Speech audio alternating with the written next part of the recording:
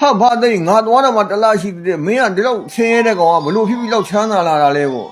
အဲ့တော့တကယ်ကြီးတဲ့ငါပြောပြမယ်တဲ့မင်းမရှိတဲ့တနေ့တုန်းကမင်းရှိကကုတ်ပြလေးမှာငါအဲ့ဘင်ညိုလာတီးနေတော့ငါ့လူနှစ်ယောက်ကလာဆွဲခေါ်သွားတာတဲ့ဘာကြီးတို့ရှိမှာကိုဘသိန်းဆိုတဲ့လူတယောက်ရှိတယ်ကွာသူကဘင်ညိုတီးတာအရန်တော်တာကွာဘင်ညိုဆိုတာအခုခေတ်လိုဂီတာလိုပေါ့ကွာမဲဒလင်လိုပေါ့သူအတန်အတွက်ကတော့မဲဒလင်နဲ့တူတယ်ကွာနော်တချင်းသူတီးလို့ရှိရင်အရန်နားထောင်ကောင်းတာကွာအဲ့ဟောဘင်ညိုနဲ့တချင်းလေးတွေဟိုတုန်းကဆိုကြတယ်ဘာကြီးတို့ခေတ်ကတော့ဘင်ညိုပဲရှိတာလေမဲဒလင်တော့မှတော်တော်ရှားသေးတယ်ဟိုဂီတာကတော့လုံးဝမပေါ်တော့မပေါ်ကြားတော့မကြဘူးသူကွာ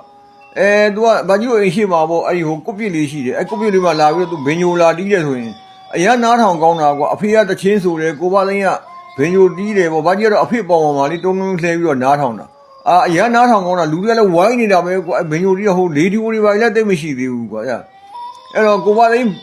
ဘင်ညိုတီးတာကိုပဲတို့ကအဆောက်မှုတော့နားထောင်ကြတာပေါ့ရက်ကွက်ထဲမှာသူကညမိုးချုပ်တာနဲ့ရေနွေးချမ်းလေးတိုးနဲ့လာပြီးတော့ဘင်ညိုတီးပြီးကိုဘသိန်းဘင်ညိုတီးပြီးဆိုရင်လူတွေကဝိုင်းနေအဖေကတချင်းဆိုသူကတီးဒါပေမဲ့အဖေကဟိုရိုးမတော်တော့ဝါသွားခုတ်ရတယ်ကွာတလားကြာမှတစ်ခါတော့ပြန်လာတာလी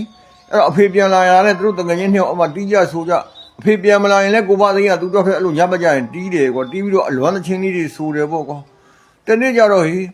အဖေကအဲ့တလားလောက်ဝါသွားခုတ်ပြီးတော့ပြန်လာတော့ကိုဘသိန်းကဒီမှာဘင်ညိုမတီးပဲနဲ့အိမ်ကြီးတွေဆောင်းတာအကြီးကျယ်ပဲကွာကျွဲတွေနွားတွေဝယ်ထားတာကွာဟိုတော့ကားတွေပါတော့မဝယ်နိုင်ဘူးပေါ့ကျွဲတွေနွားတွေနဲ့ချမ်းသာဖြစ်တာဟာဘာသိငါသွားတော့မှတလားရှိတဲ့မင်းကဒီလောက်ဆင်းရဲတဲ့ကောင်ကဘလို့ဖြစ်ပြီးလောက်ချမ်းသာလာတာလဲပေါ့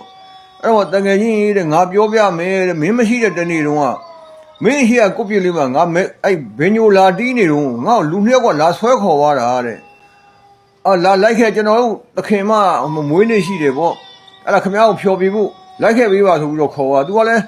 လိုက်သွားတာလေလိုက်သွားတော့ဟိုကျတော့တခါတည်းခန်းခန်းနာနာကြီးတဲ့ကွာဟိုအိမ်ကြီးကအကြီးပဲနန်းတော်ကြီးလိုပဲလीအဲ့ဒီမှာဟိုသူပြောတဲ့သခင်မဆိုတာ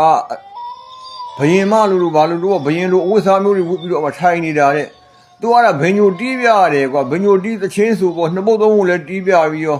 ကဲပြန်ပို့လိုက်ပါလို့ပြောတယ်ပြန်ပို့လိုက်ပါဆိုဘယင်မကပြောတော့အဲ့နှစ်ယောက်ကကဲပြန်ပို့မယ်ပေါ့အဲ့တော့ဘယင်မနေအောင်စုတော်လက်တော်တွေယူသွားအောင်ဆိုပြီးတော့သူ့ရွှေရင်းကားတွေပေးလိုက်တာကွာအပြား100လောက်ရှိတယ်အဲ့ဒါကြီးသူကထုတ်ပိုးပြီးတော့ပြန်လာတာပေါ့ကွာပြန်လာပြီးသူ့ကိုလိုက်ပို့တယ်အဲ့နေရာလေးကိုလိုက်ပို့ပြီးတော့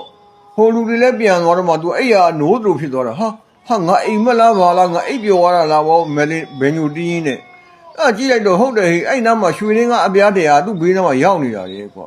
အဲ့ဒါနဲ့သူမြို့တက်ပြီးတော့ပဲခူးမြို့ပေါ်တက်ပြီးတော့ရွှေရင်းကားတွေရောင်းပြီးတော့သူကျွဲတွေဝယ်ဆက်လီတွေဝယ်ဟိုသင်းမောခေါ်တာပေါ့သင်းမောအသေးလေးတွေဟိုမော်တော်လေးတွေခေါ်တယ်ကွပဲခူးချောင်းထဲကိုမောင်းလို့ရတာလीမော်တော်တွေဝယ်တယ်ကျွဲတွေနွားတွေဝယ်တယ်အိမ်ကြီးတွေဆောက်တယ်အဲ့လိုဖြစ်လာတာသားတို့သမီးတို့အဲ့တော့ဥစ္စာဆောင်ကသူ့ကိုလာငှားသွားပြီးတော့ရွှေရင်းကအပြား100ပေးလိုက်တာကွာသူ့ကြတော့လေကောင်းလိုက်တာနော်သားတို့သမီးတို့ဂီတာတီးတဲ့လူတွေမဲရင်တီးတဲ့လူတွေအဲ့လိုကိုဘသိန်းတို့ဥစ္စာဆောင်လာငှားတာမျိုးဆိုရင်လိုက်သွားကြနော်သူတို့ပေးလိုက်တဲ့ရွှေရင်းကားတွေရလာရင်ချမ်းသာလာလိမ့်မယ်သားတို့သမီးတို့ဒါဘာကြီးအဖေပြောပြတယ်ဟိုဘာကြီးတို့ရှိကအဖြစ်ဖြစ်လေးပေါ့ဘာကြီးတော့ငယ်သေးတယ်လी